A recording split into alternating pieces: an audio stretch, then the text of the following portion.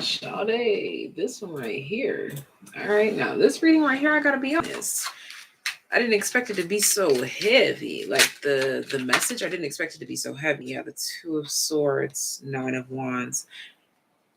Because the reason why I didn't anticipate it being so heavy is because this is no longer your truth. This is no longer your reality. Again, this is technically an Aquarius reading.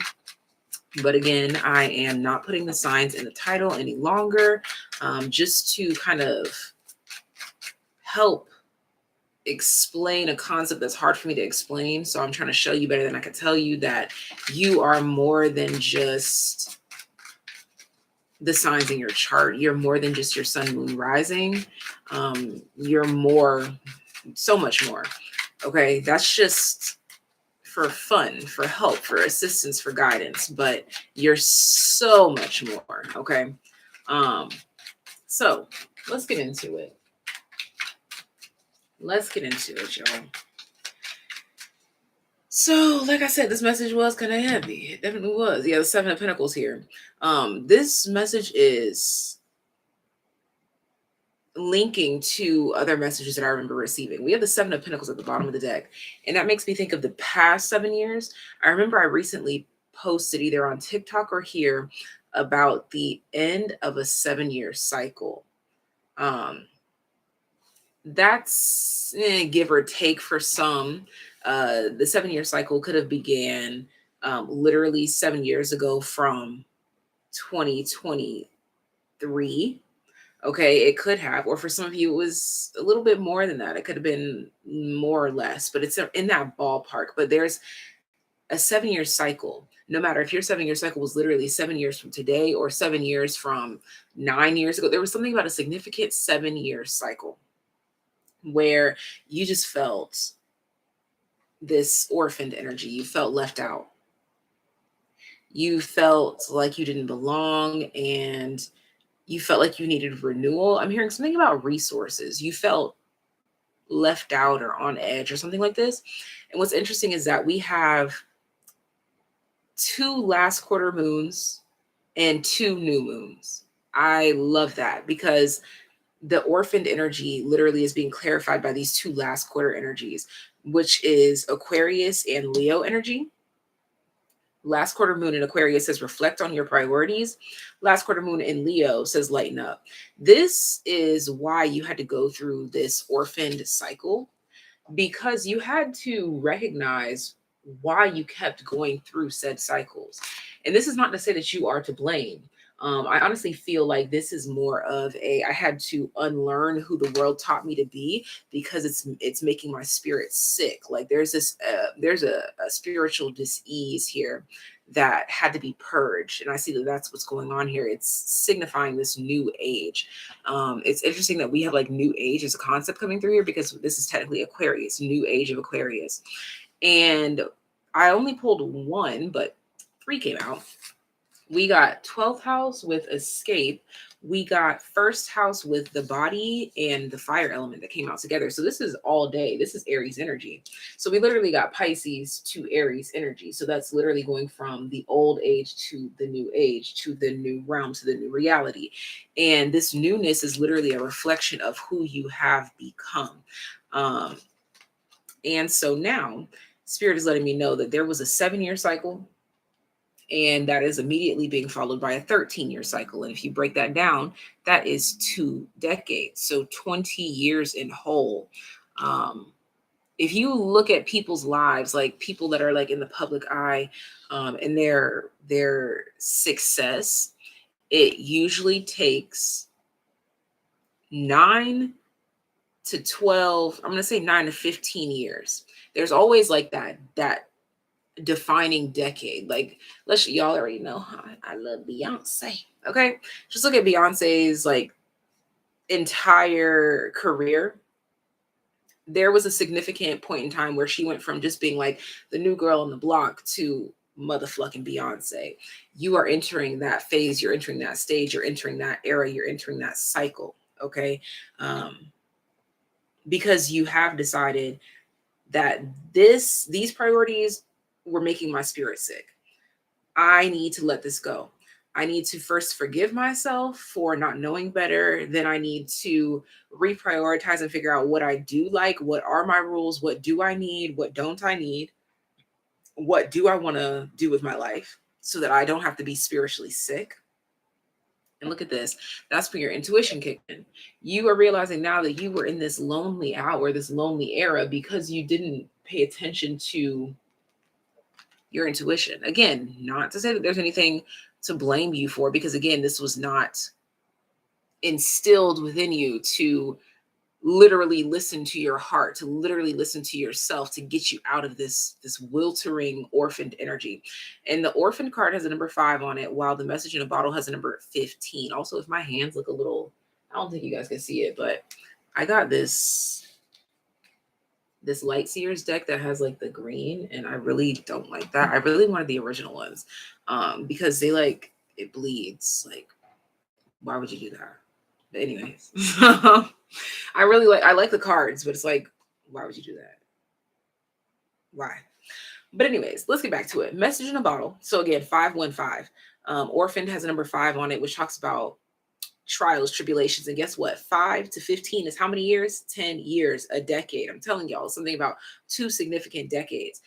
7 years of, literally hearing 7 years of bad luck.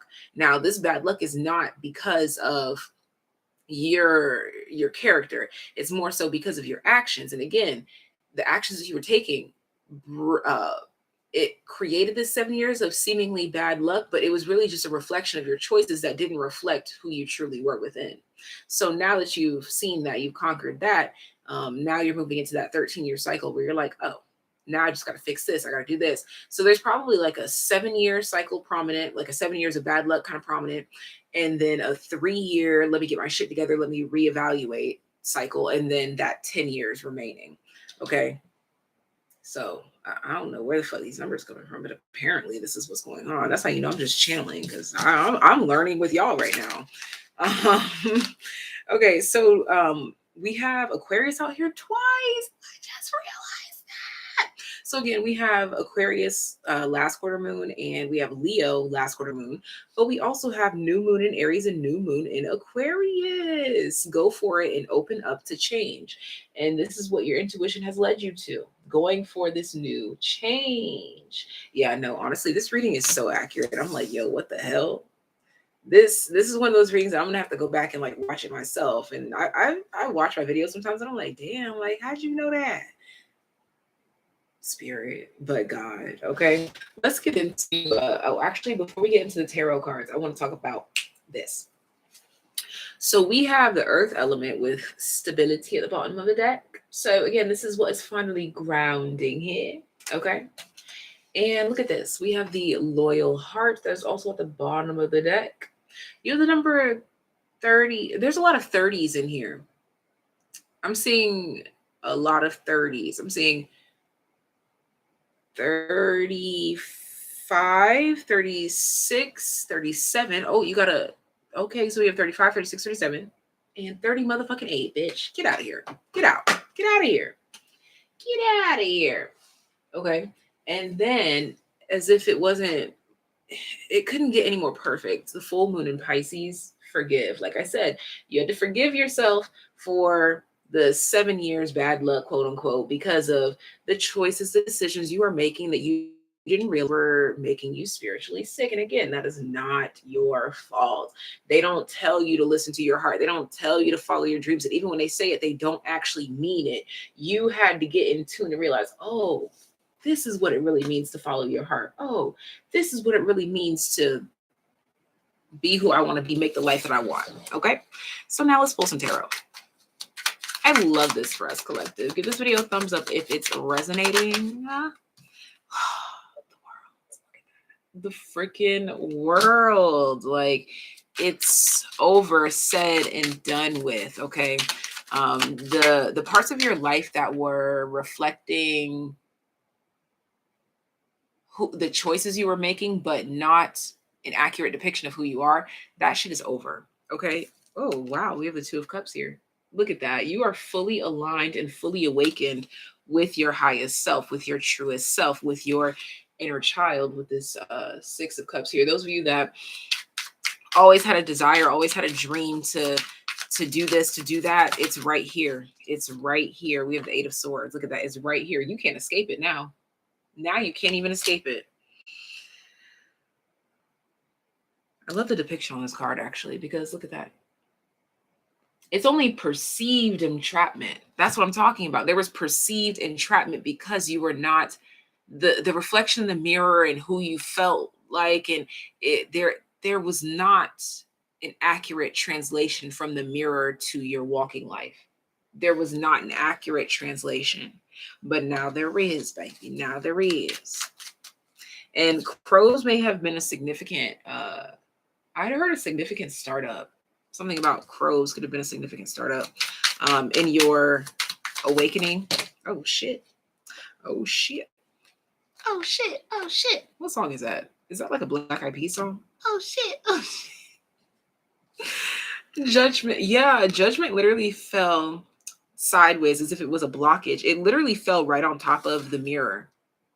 Okay. Which, oh, that's so interesting. Oh my, this is so deep and so symbolic, and they're just kind of having me like graze over it, but it's so deep because I was talking about how the mirror just wasn't reflecting your truth, and then this fell on top of it. And look at that. You may have gone a long time without really looking in the mirror. You may have gone a long time without caring about physical appearance and really just dove into the spiritual, and now you're in this awakened phase, this awakened stage. And so now, because you took time to look away from the mirror, now when you look in the mirror, it's the most beautiful sight you've ever seen before. Goddamn 47. This is beautiful. Okay, the 8 of Pentacles. Yeah, you did the work. So there was definitely a point in time in your life where you just, whatever this means, it's a metaphor, but you were not looking in the mirror, but you were looking within. I hope that makes sense, because I know that mirror work helps you look within, but there was a point in time where you were not looking in the mirror. You were not worried about what your appearance was. You were focused on what you felt like. Okay. And so now, here's the sun. Here comes the motherfucking sun. Your spirit has ascended. Ooh, that card just came out. It just flipped out and it did a little spin, but it spun upright. Look at that. The 6 of Cups. I feel like there was something that was being debated here. There was something debated for a long time. It could be also those 6 years in that 7-year cycle is something that I'm picking up on. Something about those first 6 years that led up to that final year of like of change. Yeah, the moon. Look at this. Okay, so the moon just fell on top of reflect on your priorities, that very first card. So that lets me know that spirit is just calling you to reflect on everything that this reading has kind of like flashed into your third eye from your past, your present, and your future, for you to really see what's going on here. Because, damn, at the center of this reading is the Judgment card. Because I pull 7 cards, and your center energy is literally judgment. You have found your higher calling, your higher purpose, and it starts with just making sure that you are acting according to you and not the rest of the world and everyone else, and people pleasing. That's what it really boils down to above all. Spirit is, there's like this blank spot in the middle of this reading, and Spirit is calling me to pull something for it. Oh, the Magician. Literally, the Magician is at the bottom of the deck, y'all. The freaking Magician. The freaking Magician. Okay. Now, what I'm going to pull, because, you know, I've been doing this as of lately. You already know. Our handy dandy notebook. Shut the fuck up. Okay, so I don't know if you know this, but when you are pulling tarot, you'll notice that when you put your cards away and you pull them back out, whatever's at the bottom of the deck is relevant to your current state. What did we just talk about, y'all? What's at the bottom of the deck? And no, I did not know that. I don't keep tabs on, oh, this is at the bottom of the deck. I can't make this shit up. So I'm going to pull this out. We're going to read that. Just wow. These gifts are just blessed beyond measure, right? It's beyond me. It is beyond me. One more. Thank you. So we have the crow and we have the fox. Those are two very sly, intelligent energies, and they're also direct opposites of each other.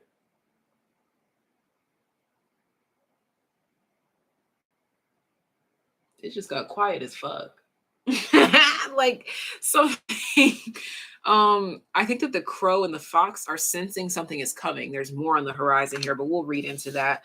Bottom of the deck is the sea serpent, spirit energy. I love how that's the spirit element. I love when the reading ties together like that. So let's read it.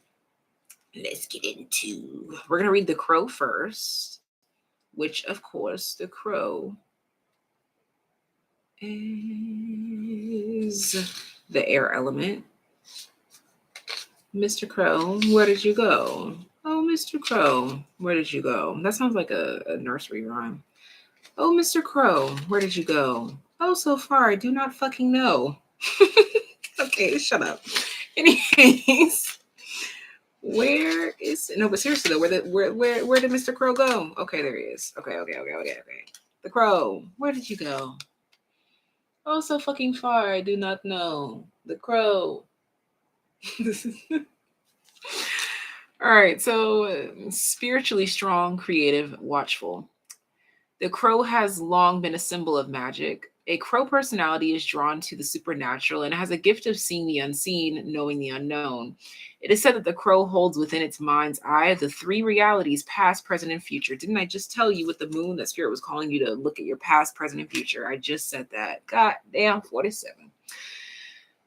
Crow energy is potent and should only be tapped into when the mind is clear. Those with crow tendencies must balance their lives with a healthy diet, joyful friends, and regular self-study. When in balance, psychic, strong, clear. When out of balance, ungrounded, hypersensitive. To bring into balance, daily meditation practice. And daily meditation is beautiful if you can om yourself into a meditative state. But sometimes meditation is just going outside, going for a walk, turning off the phone, having a good conversation with a friend. Sometimes meditation is medicine. Whatever is truly medicine for your soul is meditation for your soul. All right, so now let's get into the facts. The facts. The facts.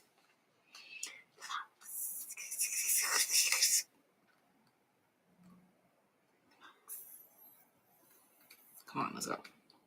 And of course, the fox is the earth element. The fox. Crikey. All right, the fox. Again, I'm going to show you that again. Fox. Okay. Smart, strong partner or mate, wise teacher. The fox is an enchanting creature with plenty of mystique to go around. Fox personalities are skillful in business and also make great teachers. They are quick to learn and adapt well to new situations. Foxes are ideal life partners as they commit to relationships for the long term, and their natural charisma keeps things exciting. Fox energy helps us to stay true to the most dear to us. When this card appears, reconnect to those you love. Foxes don't do well when they slip away. When in balance, magical, ingenious teacher. Monogamous. When out of balance, sneaky, unsure of their identity. To bring into balance, partnership, connection.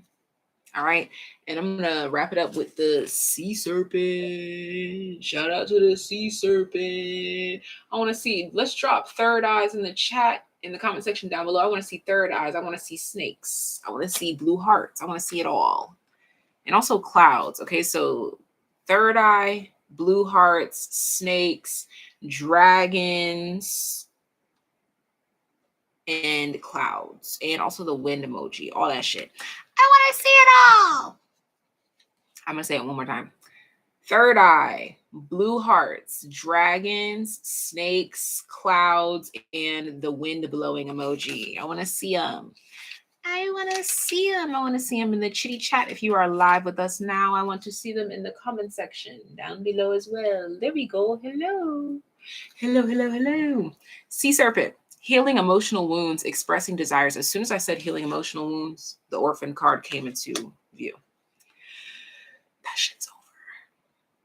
The sea serpent represents the energy of expression. Whether it's emotions, creativity, sensuality, or desire, the sea serpent helps us to move and direct our energy into a healthy current.